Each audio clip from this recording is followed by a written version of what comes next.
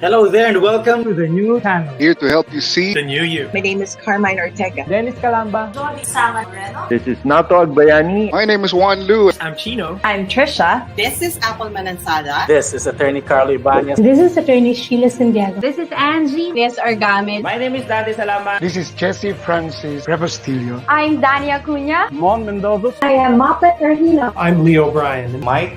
Nice one, dear. Sir Al Ian Barcelona. Marvin Salazar. This is Sunny Haldons. Heidi Lumainos. This is Ivan Jude. Patrick Geronimo. Alan Perez. My name is Erwin Ursua. Mine was Bob. My name is Lloyd Luna and this is Future. The Talk.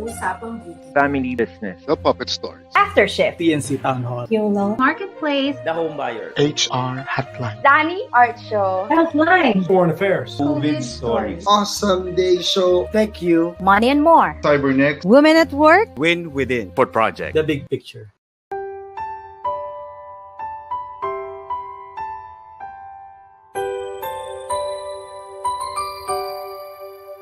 Sometimes life lets you down and you feel that you are done. You just want a morning run because the fun is all gone. But sometimes life makes you proud when you look far and wide, when you leave the pain behind and see the brighter side. TNC gives you inspiration. TNC reignites your passion. TNC starts your transformation. TNC helps you see the new you. Sometimes life makes you blind and you choose something bad. You just wanna cry and hide and save your face from the crowd. But sometimes life makes you see the beauty in you and me. When you look up above, there is God and there is love. TNC gives you inspiration. TNC reignites your passion. TNC starts your transformation. TNC helps you see the new. We're here to help you see the newness of life. We're here to help you feel your hope is so real. You got the power to see. We'll help you see the new you. TNC gives you inspiration. TNC reignites your passion. TNC starts your transformation. TNC helps you see the new you.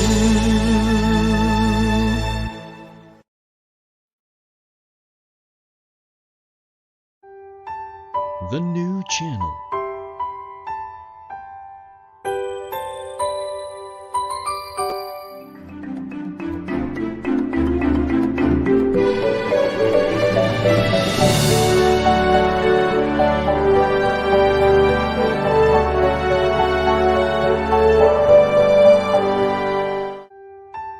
The new channel.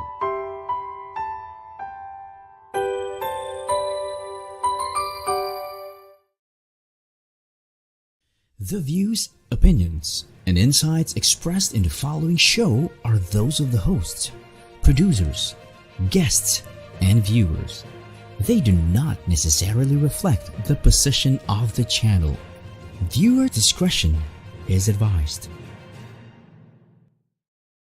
Welcome to the new channel. We're here to help you see the new you. My name is Michelle Mras, and welcome to Mental Shift.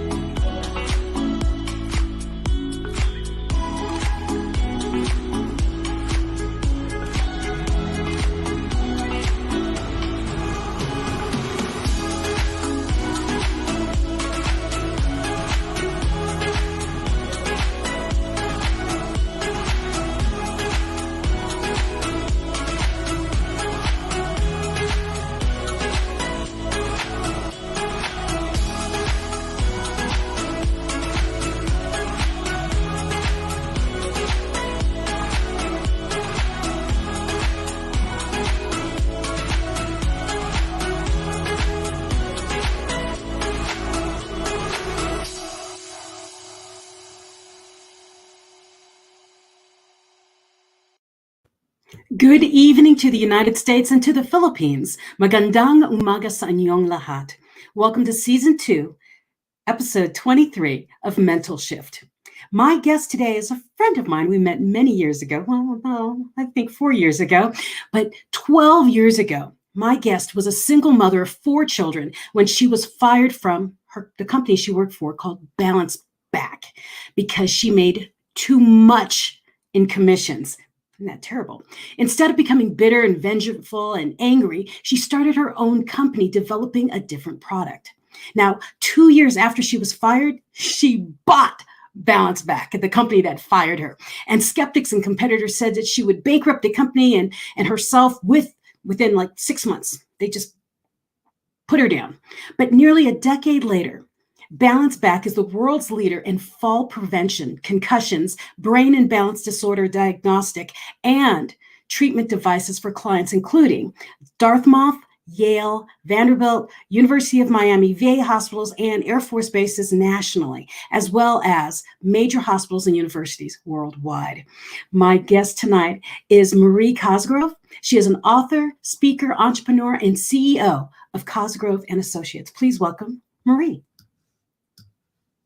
There you Hi. are. Thank you so much for having me. I'm so honored to be on your show.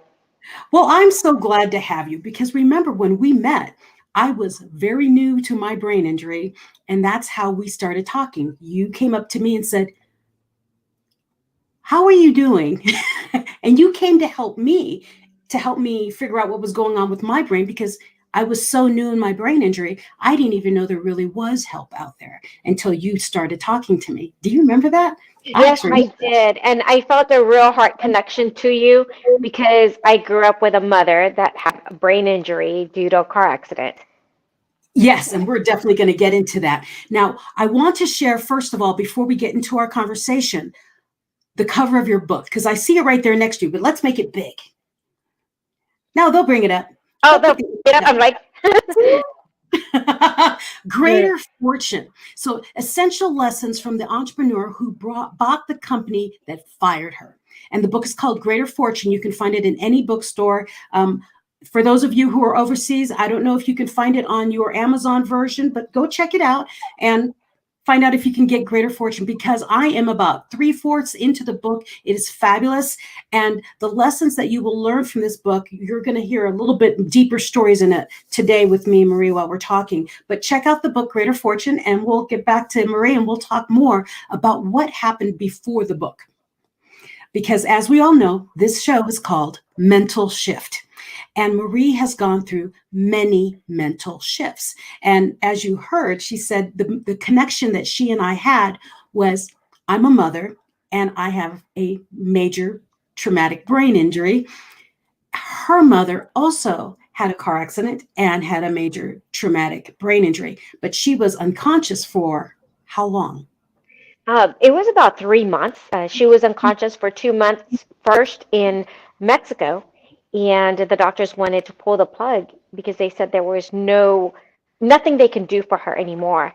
And they brought her to the States where she was unconscious for another month. And the same thing, they wanted to pull the plug before, she opened her eyes and had to learn how to walk, talk, and do everything all over again. But she still had brain damage for the rest of her life. Yeah, it doesn't tend to go away. I still deal with it all the time. But with your mother, I want to touch real quick into her story and then get into your story because your mother, something traumatic happened to her while she was unconscious, right? It was during her recovery. She had it was during what she was learning how to walk and talk and how to do all that all over again. She was out with friends and then she was assaulted, which ended up in a pregnancy. And you are? The product of that rape, yep. Yes.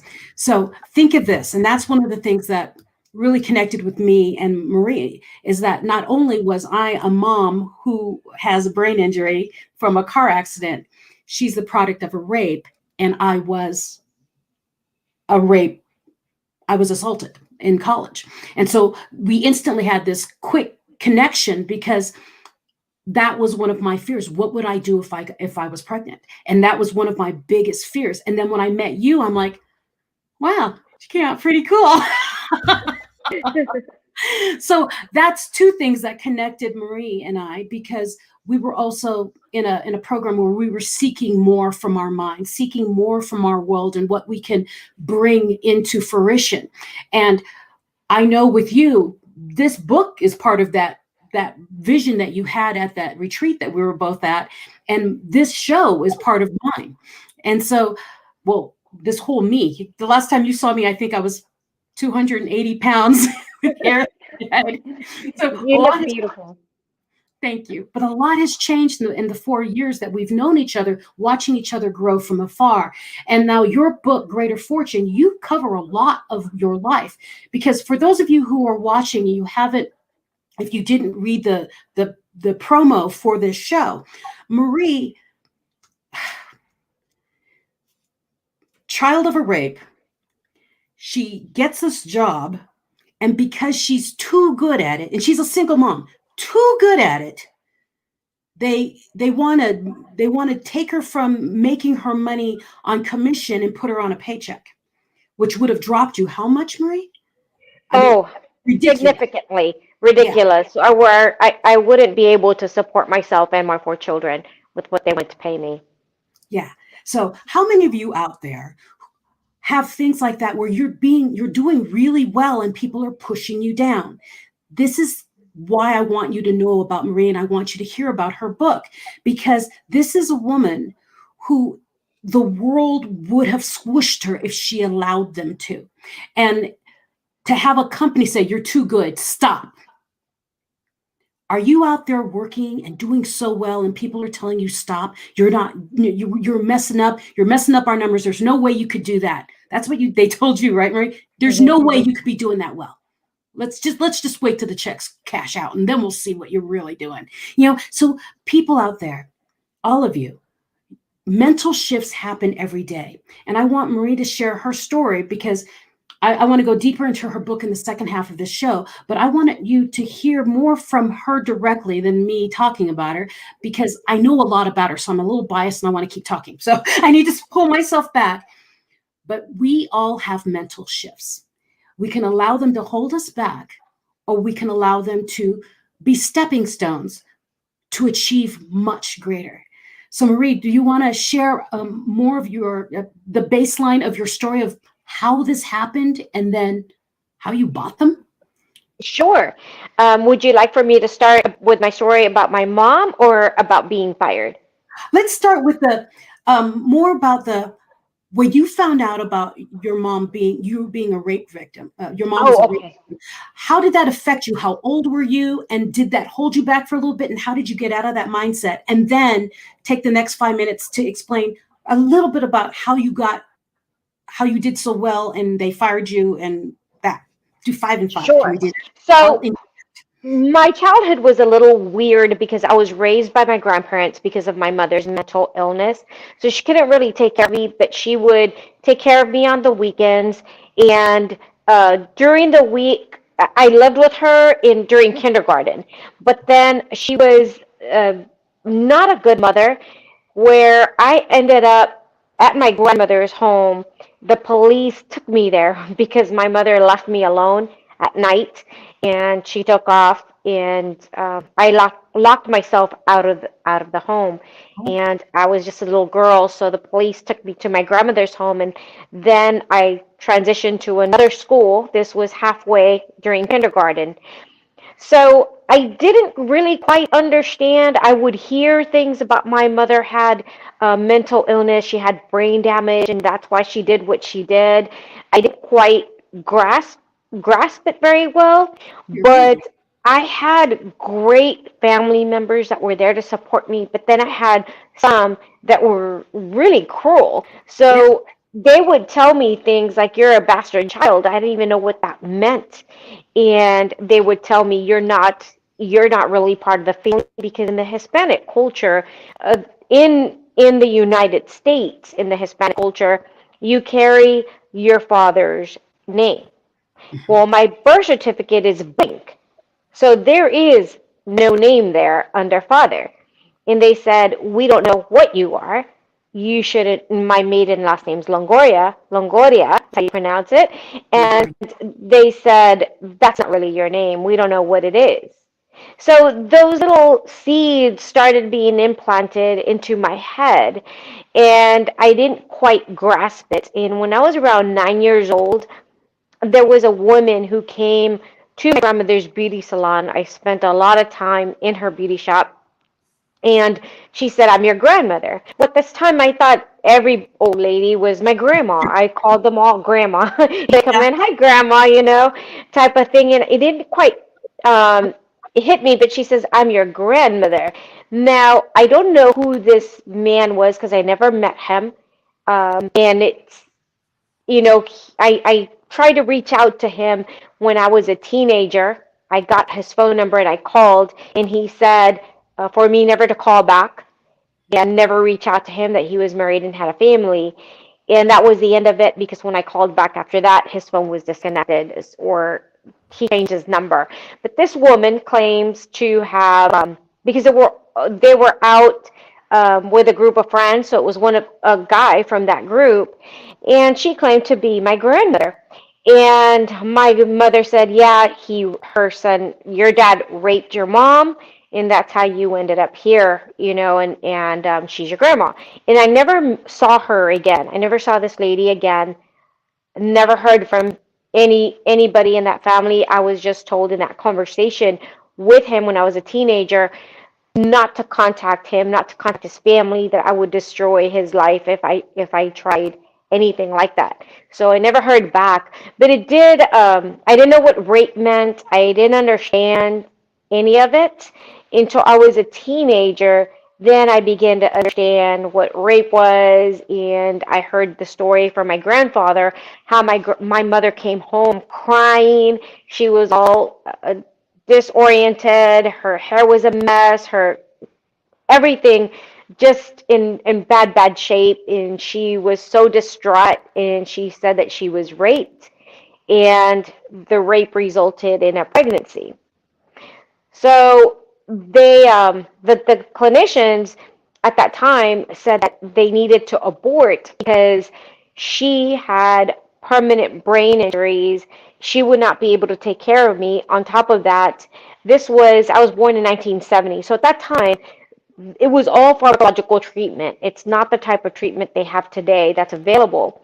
And the pharmacological treatment was very strong, that the result of having a child with birth defects were very high. You're looking at 90% birth defects if you're on these types of medications. And they said that I'd have all kinds of disabilities. But my mother, she said, God saved my life. I'm not going to allow anyone to take the life inside of me. The doctor said she doesn't know what she's talking about. At that time, my grandmother said, well, I'll help raise the child. And they said, you're too old. You can't take care of this baby. Plus the birth defects and having a child out of wedlock and out of rape. Think about all the shame that's going to come on this family.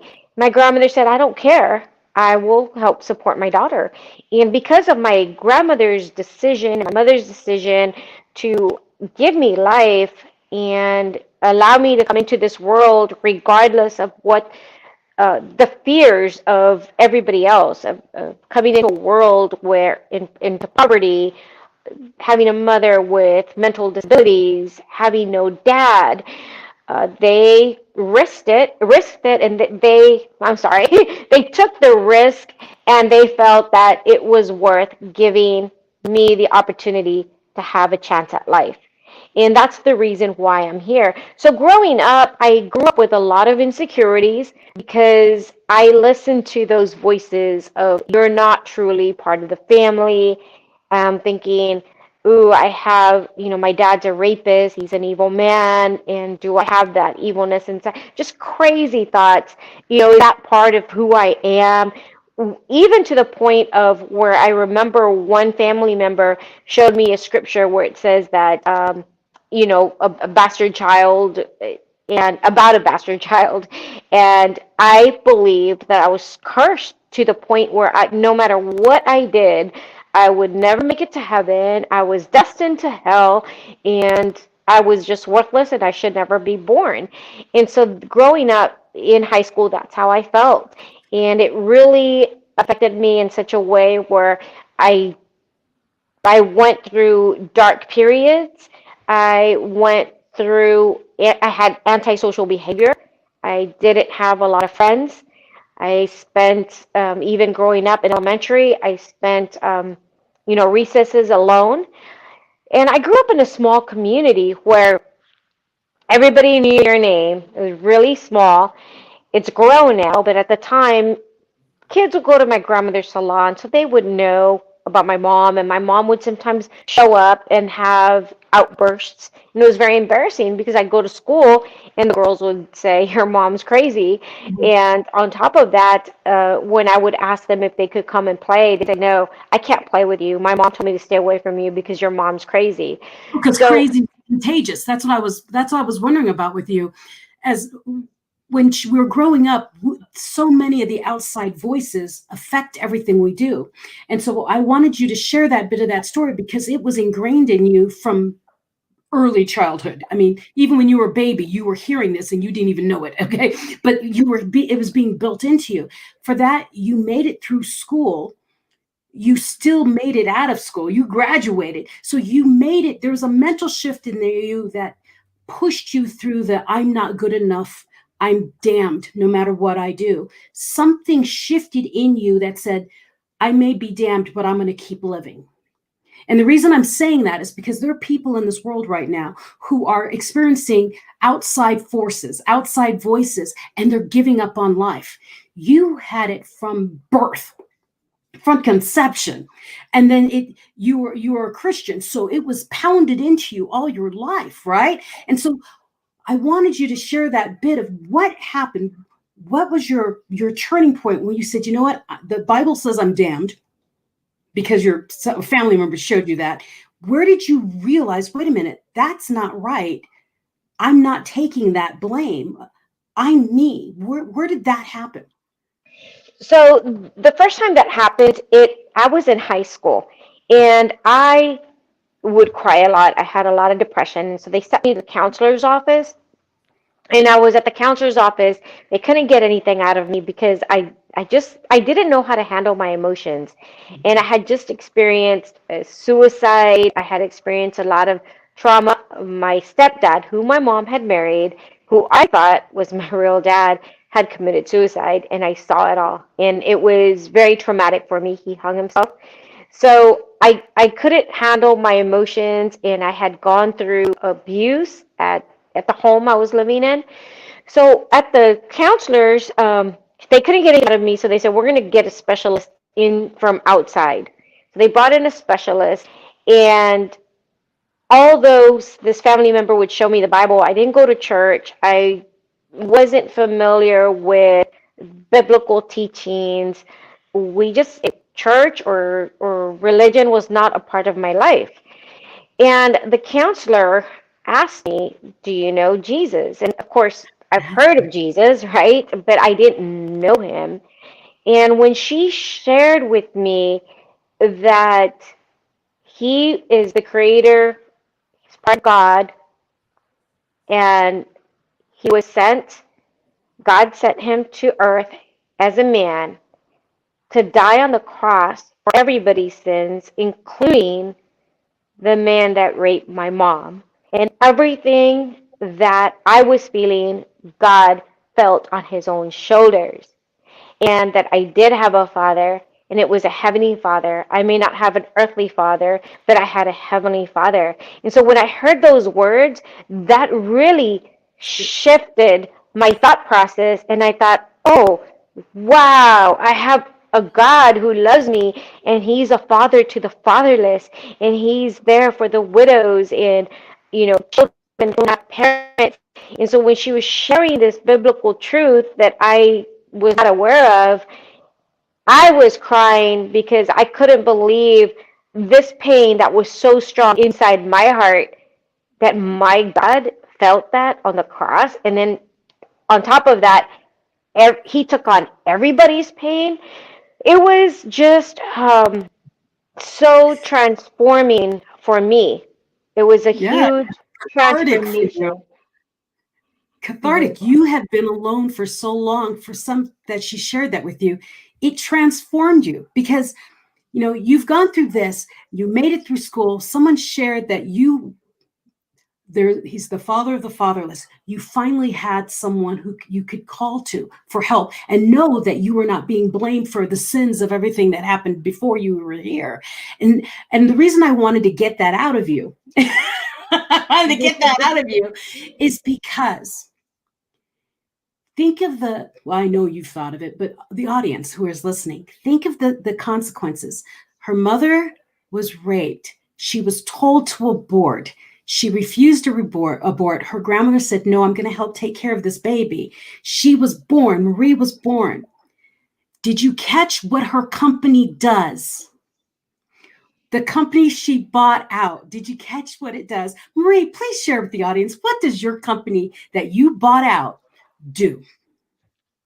So what we do is we help diagnose concussion, traumatic brain injury, anything with the central nervous system disorders, imbalance disorders. And we actually work with a lot of attorneys, a lot of neurologists for patients that deal with auto accidents. That's a huge part of our business.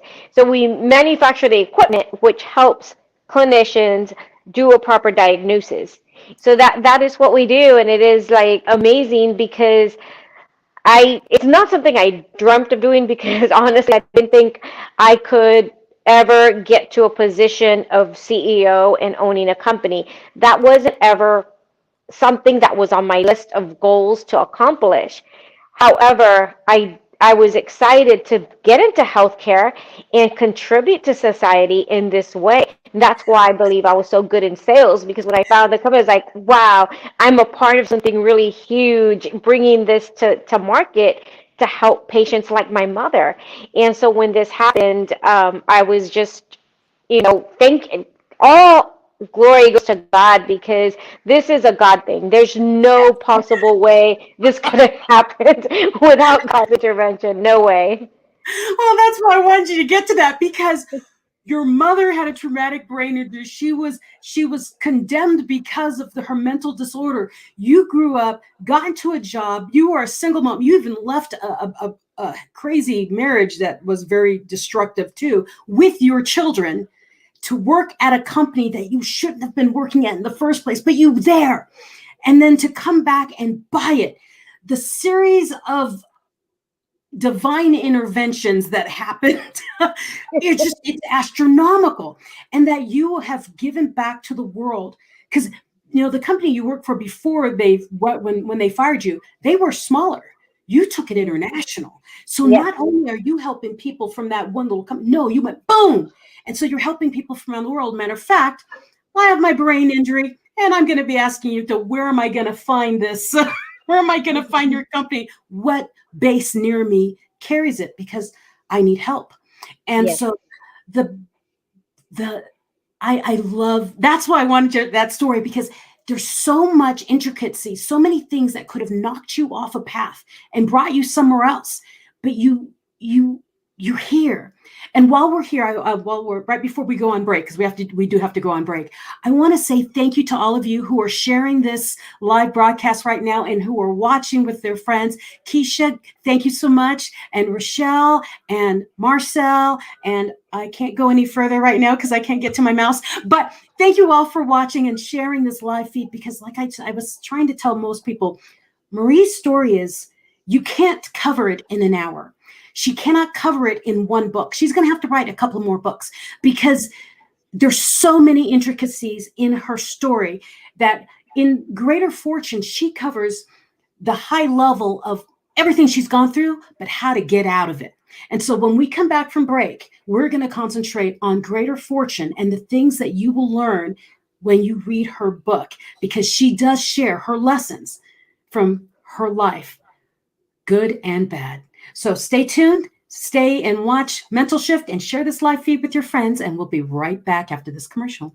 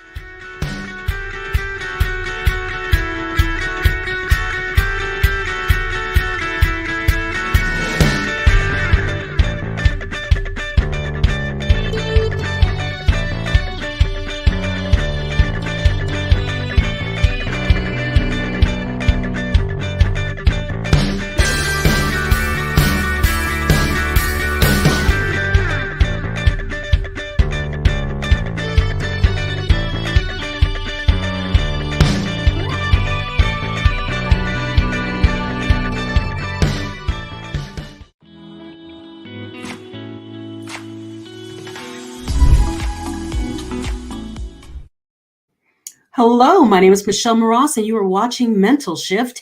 The following list of TNC live streams are all in Philippine time. So please tune into U-Turn, TNC The Talk, Awesome Day, and The Home Buyer, all on stream. Laugh and learn with the Poppet Stories on Mondays at 5:30 p.m. Notable personalities and their stories on The Big Picture, Mondays to Fridays at 7 p.m. Listen to This Generation on The Millennial Voice, Mondays at 8:30 p.m. Learn Together Across Borders on Foreign Affairs, Tuesdays at 10:30 a.m. Human Resources and Management on HR Hotline, Tuesdays and Thursdays and Saturdays at noon.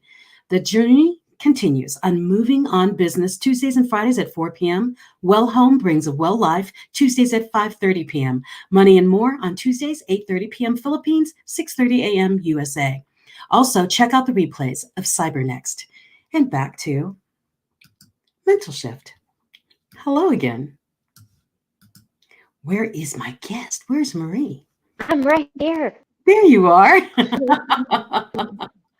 Well, I want to get deeper. I'm more into your book because you give us the high level of how to walk away from guilt and overcoming your past and preparing for success and so many lessons learned. What out of your book, what was the biggest lesson you thought like saved you from everything? I mean, your biggest number one lesson, if they're going to walk away from your book with one, what's the biggest one that you think that you want to share?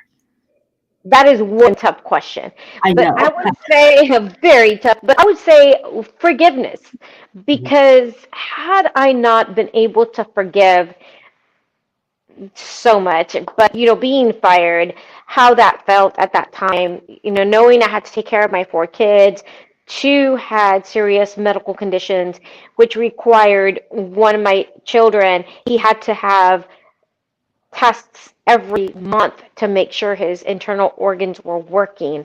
I had to do physical therapy weekly. He could not even make a fist. His little hands were like this. And there was only one doctor. I was living in Texas at that time.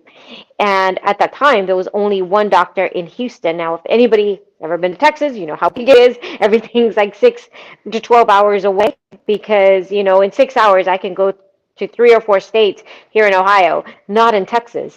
So it was a long trip to Houston from where I was living in McAllen, Texas, to get his treatments. And the medication was very expensive. On top of that, my children had post-traumatic stress syndrome from the domestic violence that they experienced. So I simply could not afford to take care of my children and their healthcare needs. So I did go through a depression. I mean, I was crying, and I remember going to one of my mentor's offices, and he said, "This is the best day of your life." And I said, "You don't understand. I can't afford to pay for the healthcare cost for my children." And it was very devastating. It felt like someone had just put a dagger in my stomach and twisted it. That's how bad it felt. But I remember one of my friends telling me, "You should sue, because you're the only woman, you're a minority, you could sue and you'd have a big case." And I thought, I don't have time for this. I have 4 children, I have to take care of them. I need to find a way out quick. Besides, lawsuits can take forever. And I remembered my grandfather's words. He would always teach me about forgiveness and how important that was. And he would give me these lessons growing up when someone would say something mean or do something that was really hurt my feelings. He would always tell me how important it was to forgive. And I held on to that lesson from my grandfather.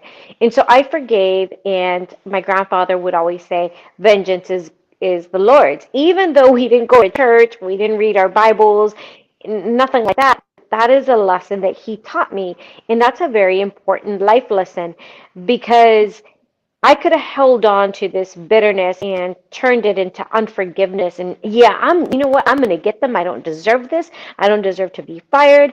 I was doing my job. I did very well by them. There were many reasons, but had I done that, they would have never called me and said, "Are you interested in investing in our company 2 years later?" That would have never happened, and I wouldn't be where I'm at. And so instead, Of course, I was hurt. You're going to be hurt when someone hurts you. Those are normal emotions. And that doesn't mean that you have unforgiveness in your heart. It just means that you don't wish harm on those people, or you don't have resentment. And learning to harness those emotions and controlling your emotions and recognizing your pain, but not turning that pain into something destructive, but turning that pain into purpose. And so what I did was I thanked them. Thank you for the opportunity. I wrote them a letter. I remember writing them a letter, and this is what I accomplished and I did for you. If there's anything I can help you with, let me know. And, it doesn't hurt. Of course, they just ignored it, but that doesn't hurt. So on my part, I wanted to leave on a good note. And so that's what I did. And I think that was the most powerful lesson in there. And I know it sounds so simple, and people may say, well, how can you possibly forgive? You don't understand what I've been through. I've been through so much, and, it's hard to forgive. And I understand that, but you're not doing it for that person. And now you're doing it for yourself. And I'll give you an example. My daughter was sexually abused and by her stepdad. And that's why we had to flee domestic violence, but he had also done that. And that is a very difficult thing to forgive. But the reason why we forgive and we pray for those people is because we want them to stop doing what they're doing and to turn away from what they're doing. Because if you leave this unforgiveness in your heart, it will destroy you. It can devastate you, especially if we take vengeance in our own hands. Because if we do that, we can end up doing something more destructive. And I can tell you, God did save me, because I was so angry. If I would have seen him, I might have done something, because I was so angry for what had happened. And I had to ask God, to help me to forgive, because it was to the point where I don't know what you're going through. You may be going through something much more traumatic than anything I've gone through, or hurt in a much more horrific way than I've been hurt. So I asked God, show me, give me the strength to forgive, and show me how to forgive, because I needed that. I was at a point where I didn't know how to harness those emotions. And I got that peace. I got that sense of comfort where, you know what, I know it's going to be taken care of. This life is temporary. And that is so important. And it is so important for your emotional health. And one of the devices that I got FDA clearance for when I got fired was actually checking heart rate and your mental stress. And we know scientifically, there are studies that prove that if you have anger in your heart, if you have unforgiveness, if you have any of these negative emotions, your body actually produces hormones that hurt you, and the emotional stress that you are having within you begins to affect you physically, and that will manifest itself into some physical health problems. And we've done studies with patients who have had very serious illnesses, but their mindset is very positive, and they have love and joy and peace. And when they have that in their heart, they heal much quicker, and we've seen cases of cancer patients actually being resolved. And a lot of it has to do with that mindset and having that mind shift. And one of the ways to have a mental shift is to be able to forgive. And I know it sounds easier, but it's harder to do. I recognize that, but it can be done. And if you're having difficulty, ask God, and he will help you to overcome that. And he will give you the wisdom and the knowledge to be able to do that and take control of your emotions. Now, I asked you that on purpose because when I met you at that retreat, when we were together, one of the biggest things I was working on is I had a brain injury, and it had brought up all of the bad things that had happened in my past. And it wasn't that I didn't forgive the people on the outside. I didn't forgive myself. I was having difficulty forgiving myself for being in that place when I got raped, being in the wrong place, the wrong time, wearing the wrong out, that kind of stuff. And then I was attacking myself for not being the perfect child. Or just all these things. I never forgave myself for not finishing my engineering degree because that's what my parents wanted me to be, that kind of thing. And so I was beating myself up when I met you at that retreat. And I don't know if you just said it. Those feelings, that unforgiveness, that angst that you hold in you, sometimes it will manifest itself into something solid. Not long after I met you, that's when I found out I was diagnosed with breast cancer. And I still swear to everyone that breast cancer manifested because I couldn't forgive. I couldn't let it go. I would forgive everybody else, but I couldn't forgive what I wasn't strong enough to do. I wasn't strong enough to defeat that. I was too stupid to get out of that. And so I kept attacking myself. I said, oh yeah, I forgive my rapist. I forgive that person. I forgive everyone else but myself. And so when all that happened and I was diagnosed with that breast cancer, I realized I made it happen. I brought it on. And I know a lot of people don't like to say that, don't like me saying that, but in my heart, I do believe that I caused my own dilemma because I didn't know how to forgive. And what I read through your book is there's a lot of things that happen, but the baseline is you got to forgive and walk away. Forgive and walk away. Everything is forgive and walk away. Forgive, walk away, find another way. Forgive, walk away, find another way. And that's how your book is.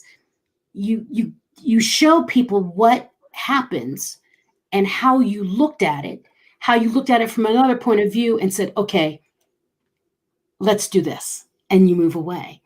And I know a lot of my listeners out there and your listeners from when people are watching the replays too, they can't pull themselves away from that incident. And that's where the magic happens, to pull away and do, who's in control here? Is this in my control? No. Is this in my other person's control? No. Is it in God's control? Yes. Okay, then let it go. Because we can't control that. God in the universe has a hand in some things, and we've got to let it go and figure out what happens. So like with you being put in this job, doing really well, where you would think you would get promoted, but you got fired, was the biggest blessing it could ever happen.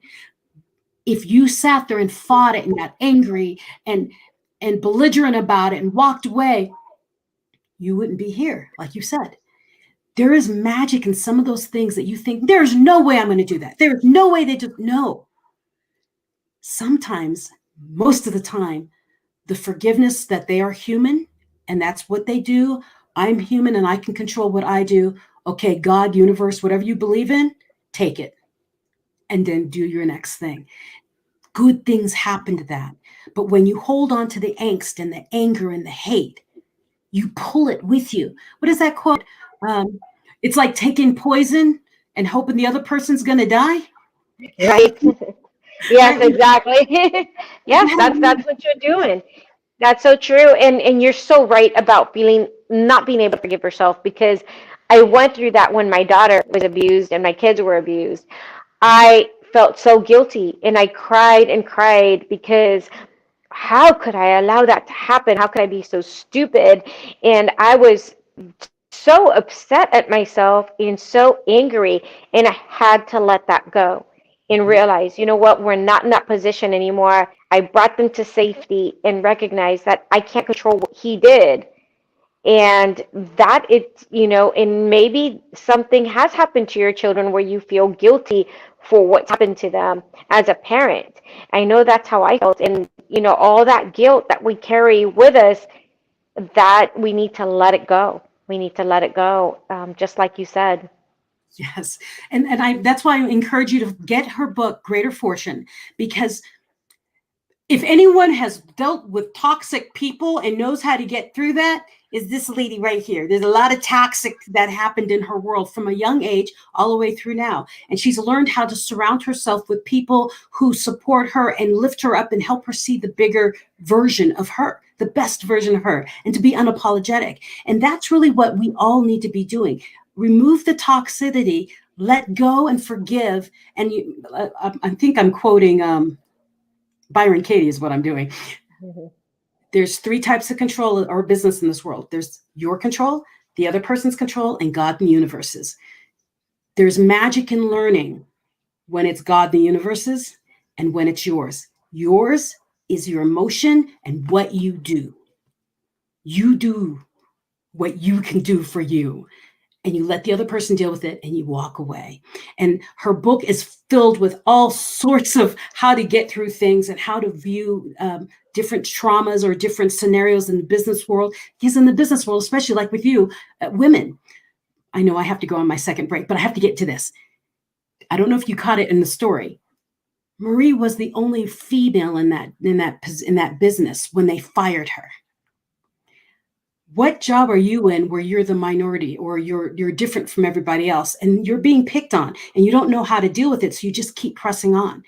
You'll learn some things of that too, because Maria, you touch that, and in your book too, because there are so many things that happen in Marie's life, and I still think she's got to write a personal story. This is her business book. She needs to write a personal book, because the personal one, I think, will help you with the deeper stories that people are going to address, because you cover it very quickly in your book, but people do, what did you just say about that?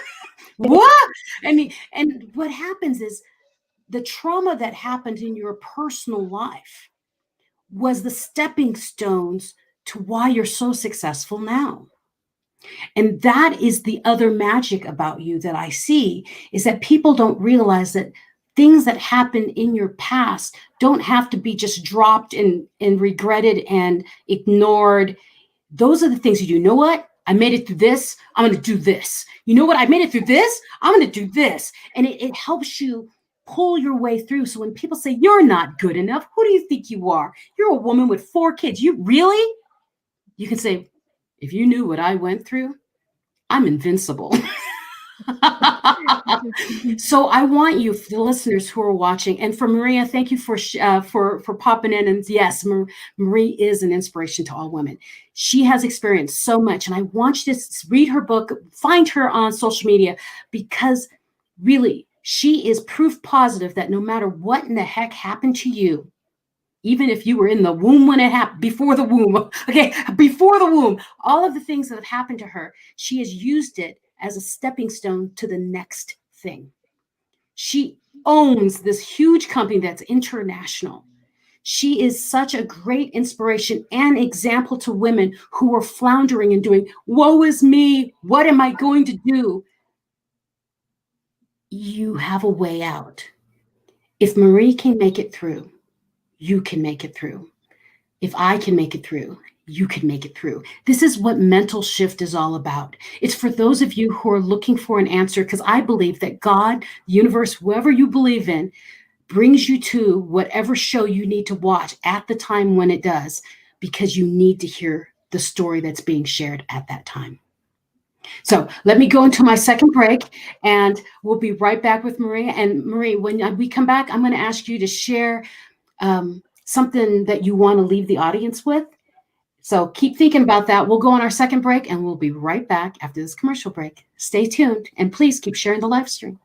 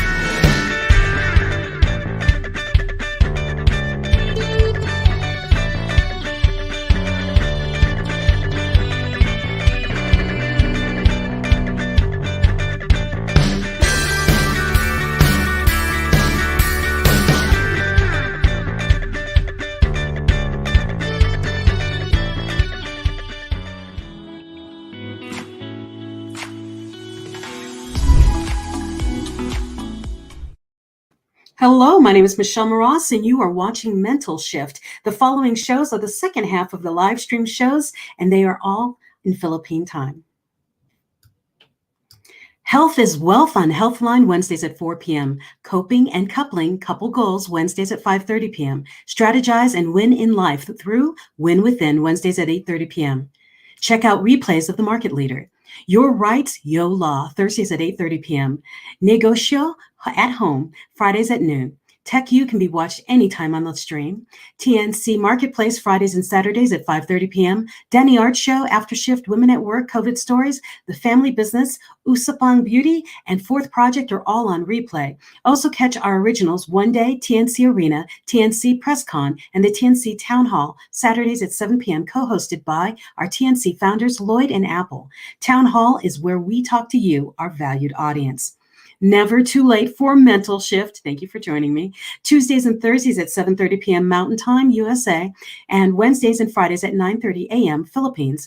Thank you so much for joining me. And for more upcoming shows, follow the hashtag TNC Now on Facebook and YouTube and allow your passion to inspire you. And together, let's us hashtag see the new you. And welcome back. So you're watching Mental Shift, and my guest tonight is Marie Cosgrove, and she is just a remarkable woman. And if she has a book out here called Greater Fortune, and let me read real quick about it. Yeah, there's the book. Basically, just we all have disadvantages and we all have talents and resources that we can tap into. And in the book, you'll uncover your unique opportunities for greater accomplishment and fulfillment, as well as learn how to wield your perceived weaknesses as strengths and use them to achieve success, just like Marie has.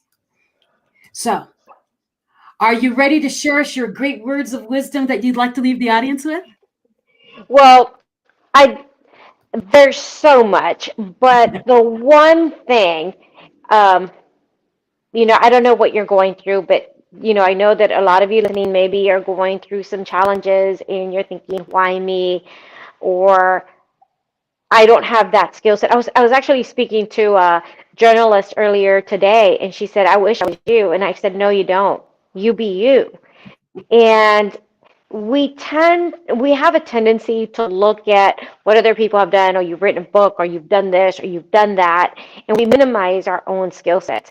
I'll give you an example. When I wanted to get into the healthcare industry, they told me I couldn't do it because it was male dominated for capital equipment sales, and that there is no way that I could possibly do well in this industry because the sales reps would take the physicians out to the strip club, even for lunch, or take them out hunting or fishing. And they said, you can't do that. And I said, yeah, you're right. And I don't want to do that. And I don't need to do that. And I didn't. And one of the weaknesses they saw in me was that I'm unassuming. They're not going to respect me. Well, yes, I am unassuming.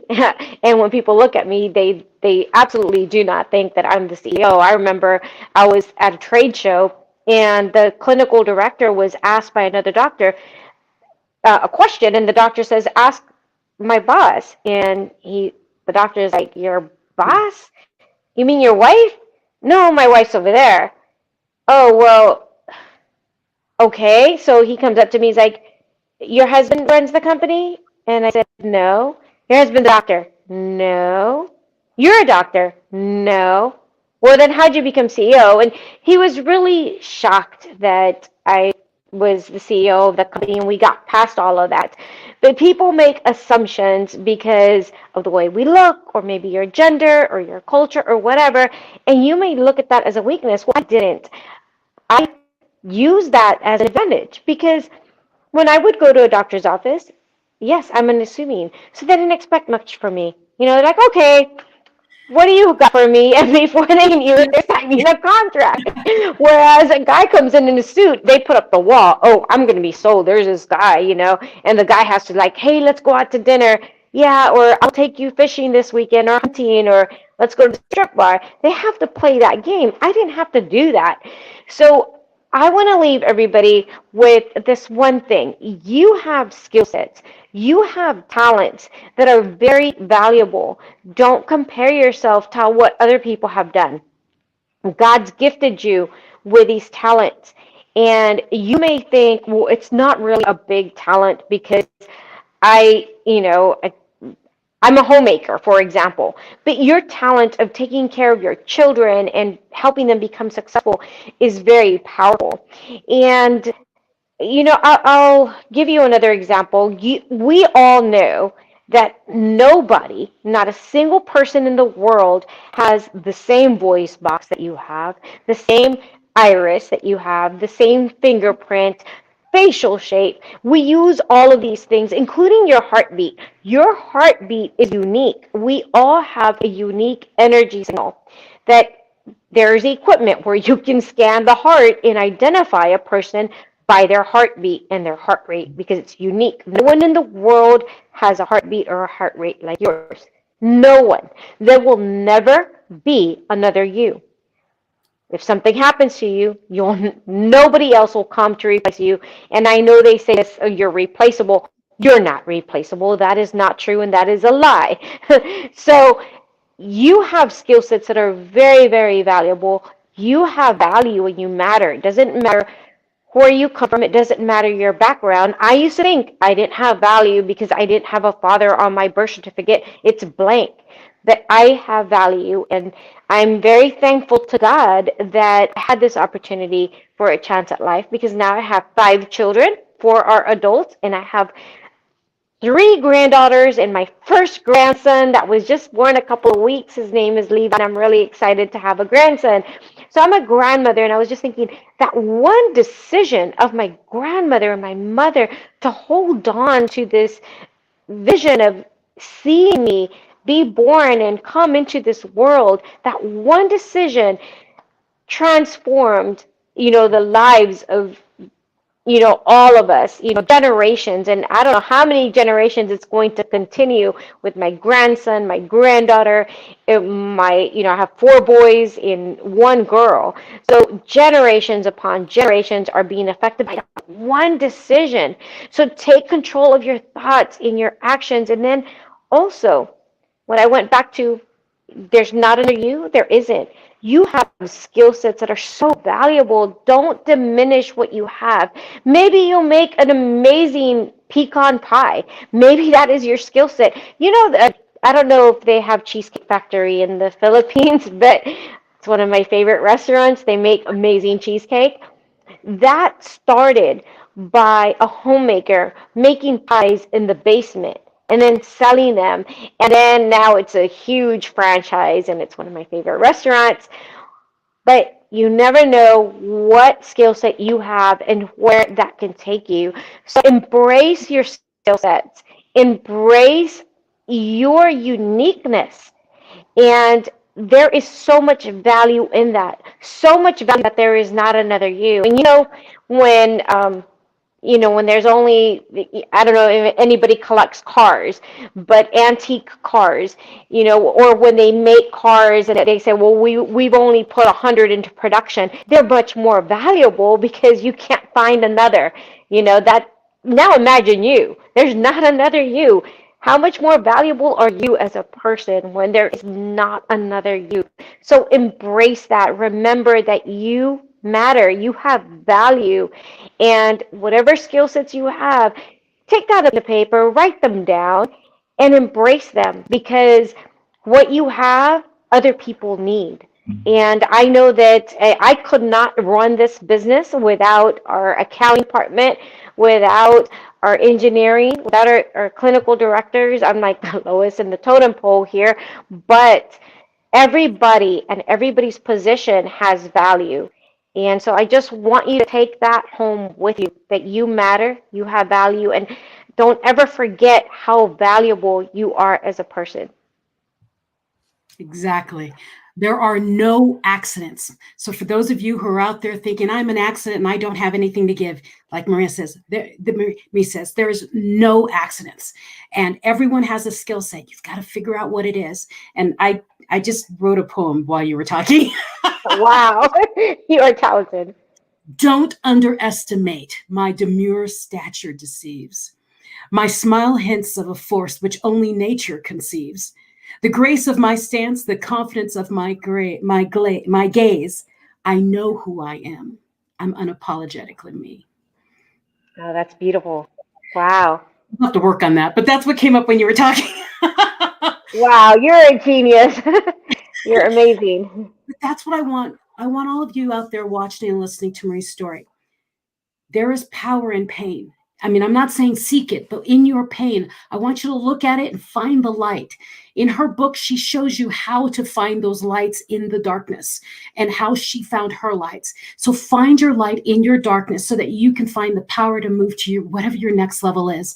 As Marie says, we are all very unique, like our fingerprints. No one is replaceable, but our talents are so unique that if it doesn't fit one place, it's going to fit somewhere else. So go find where you belong, where you really fit. And as Marie did, she just created her own. She just made it. So just create your own. So those of you, thank you for watching. Please share this live stream. Share the replay if you can. That would be even better. And share with your friends because this story is powerful. More people need to hear it. We only highlighted things, and there's just no way I could have covered it in an hour. So Marie, please stay on the line. We're going to talk backstage. Those of you watching, thank you for joining us on Mental Shift. My name is Michelle Mras, and we will see you next time. Until then, be the best version of you and be unapologetically you.